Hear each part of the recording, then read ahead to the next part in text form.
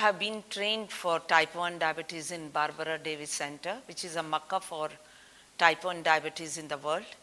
And at the same time, I would like to thank the RSSDI 2019 for giving me this opportunity to talk on challenges of management of type 1 diabetes in Indian scenario. Let me see, why did I choose this topic? Is basically India is a great country. We have got a lot of different culture, diversity, and of course the population is very high. And amongst all this, I think the population and the doctor fraternity are unaware that children with diabetes, we have got 1,28,500 children with type 1 diabetes in India. And some of the parents do ask me, is there a diabetes in children? Because I'm a pediatrician and I look after type 1 diabetes, and I have got 400 and odd children with type 1 diabetes, and it's a huge number here for one center to have. So with many years of experience in the center, I really tell the population and the doctors that don't think that type 1 diabetes in children is very rare, but it's becoming very, very common. As a postgraduate, we never saw these many type 1 diabetes in children, but these days I get 4 to 8 patients per month, new onset type 1 diabetes, I get new ones. And in India, we have got a lot of challenges to manage diabetes in children. Why? Because they are children, they are different from adults, because their psychology is different, their physiology is different, they are growing mentally, physically, psychologically in this environment. So there are a lot of challenges to manage children with diabetes. Then, first of all, I would like to take one topic by another, which are the challenges we are facing.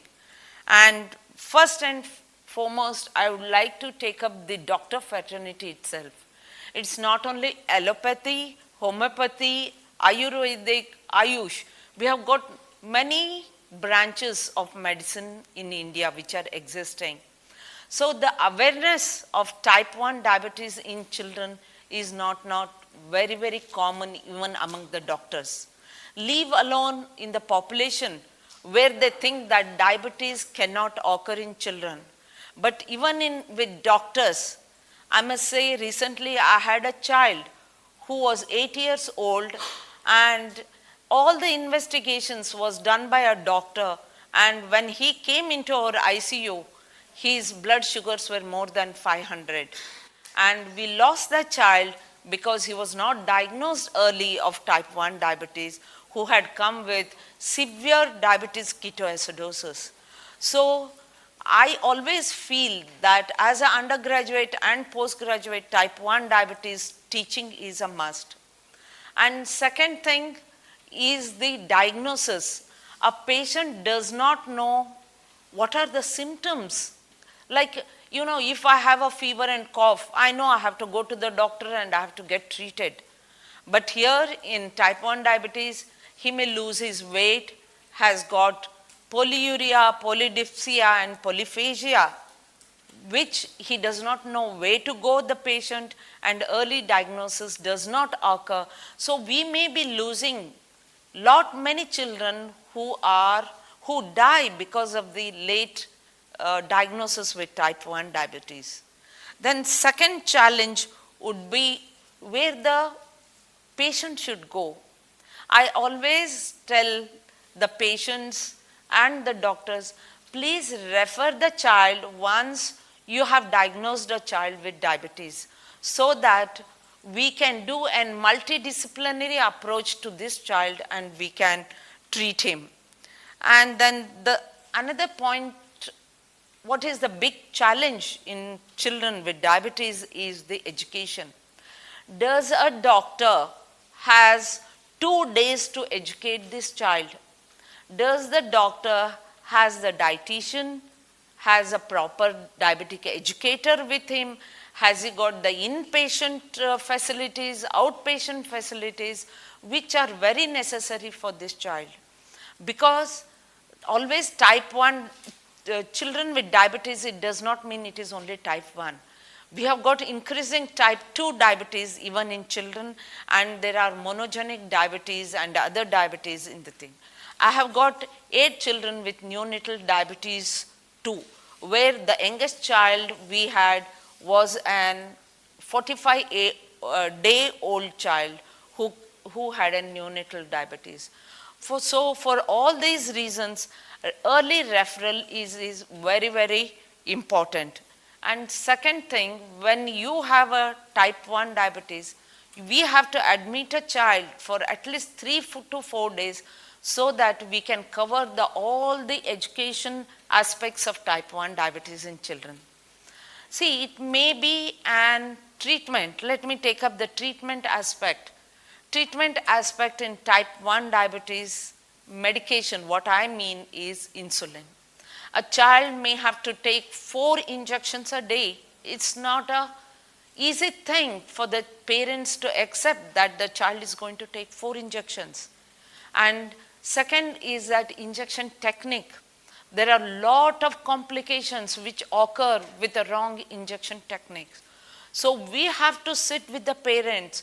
We have to educate them. We have to train them with the simulators how to give the injections. Then only a child will not have phobia for injections. So this is insulin, regarding insulin intake. And I have seen that recently we had a child who was 16 years old, a boy who was 16 years old, and one doctor has stopped his insulin and started oral hypoglycemic. And that boy has lost 15 kgs, and he came to me an emaciated personality. So this is what education needs to be done to the patient, because insulin is the only answer as the treatment for type 1 diabetes. Of course, there are monogenic diabetes which I don't want to cover in this matter, but insulin stoppage, we have to tell the patient, educate the patient, you have to take, once he is type 1 diabetes, lifelong he has to take insulin and with the proper techniques. Other challenges what we have is a school going child. Can he take insulin in the school? How many hours does he travel to the school? How many hours he travels from the school to the home? And we need to train the teachers, the headmistress, and we have to tell them what to manage about the diabetic child in the school. A child who is going to school needs to take his midday insulin in the school. I had a girl who was a police officer's daughter, and the principal did not allow her to take injection in the staff room. And then the police officer started sending the car to take the injection. And then all the children would gather around the car and then make her more phobia. So all these have to be tackled with the school. And school teacher has to know what she has to do when a child falls unconscious or when child faints, because that is a hypoglycemia. Food intake is very important in this child. A child takes insulin and does not have food or does not take a proper food, he will go into hypoglycemia. He may fall, he may have convulsions. So there are many complications, he may hurt himself. So the school should be very aware of type 1 diabetes when they have a child with a diabetes mellitus. Then second problem what we have is a sick day management. That's another big challenge. We have so many children who just stop insulin when they have got gastroenteritis, cough, fever, pneumonias. In such cases, again, education is going to help the child. Sick day management is very important. We have to educate them that they are not supposed to stop the insulin. Like self-monitoring should be more and more in these children so that they can manage. This all comes only with the education. So a child who may get about 4 to 5 respiratory infections diarrheas, he may get so many illnesses. So he is not supposed to take. Another challenge what we have got is the self-monitoring. Each strip of self-monitoring blood glucose costs between 10 to 30 rupees. Can he afford? So our institute, with collaboration with LFAC, we are giving 2 strips to the child with a glucometer, so he can increase his sick day management recordings, and he can manage himself with our education. Another big challenge what I have been finding in India is the temperature maintenance of insulin.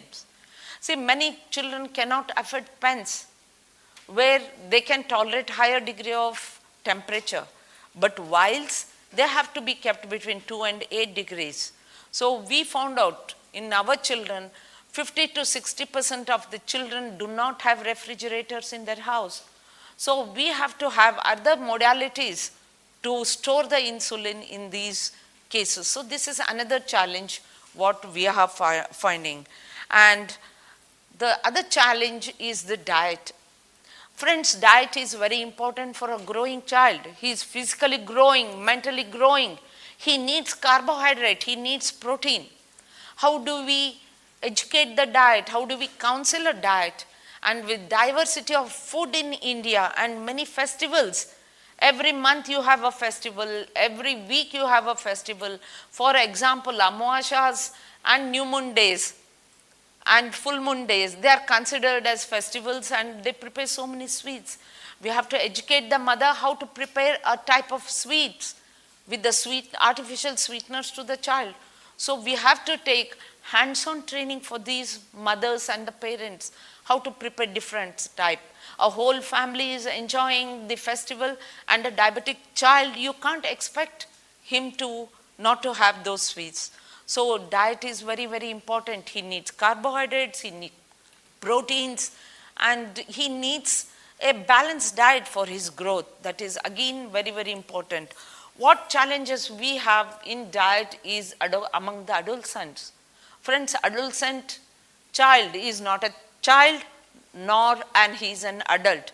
Very difficult age, because he wants to go for the parties, he wants to enjoy, he wants to explore the world with lot of food, beverages and all this. So counseling becomes very, very important. I cannot strictly tell him don't eat this, but we can manage with meal related insulins in these children by having the carb counts, what carbohydrate counts we tell in these children. I do advise the children, and then we do acting dramas to show them the stages of hypoglycemia, and they should be aware.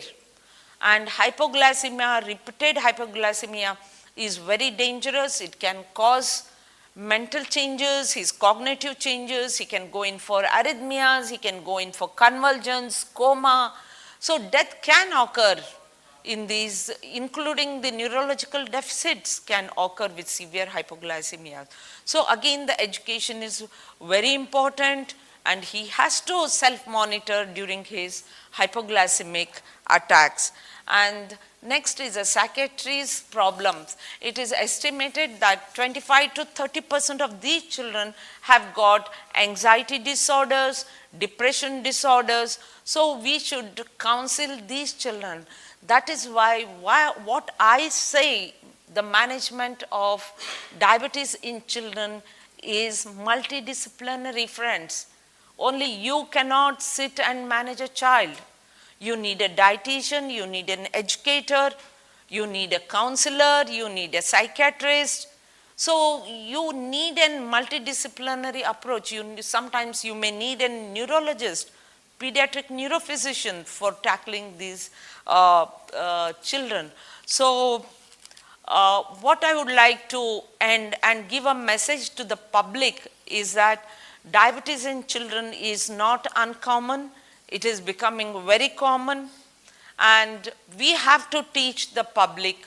We have to go into the society to tell that diabetes does exist in children, and they have to be aware with these symptoms, approach the appropriate doctor, very important, and get an early treatment from the doctor. And my key message to the doctors fraternity is that please do blood sugars for every child who is sick. And second thing is that please refer the child as early as possible. Third thing, what I would give a message is, please use already and evidence-based protocols, evidence-based treatment, evidence-based counseling in these children who are children with diabetes. So I'm sure we have started sweet registry in India too. We want to make common protocols, common meeting so that we can help children with diabetes. Another problem is we cannot say poverty is a hindrance for our management of diabetes in children. Friends, poverty is in every country. So do not say that poverty does come in the way of management. There are many ways to manage these children, and no child should die of not getting insulin. So friends, let's all of us join hands to manage the children with diabetes in a very scientific, evidence way. Thank you. Thank you, RSSDI 2019. Jai Hind.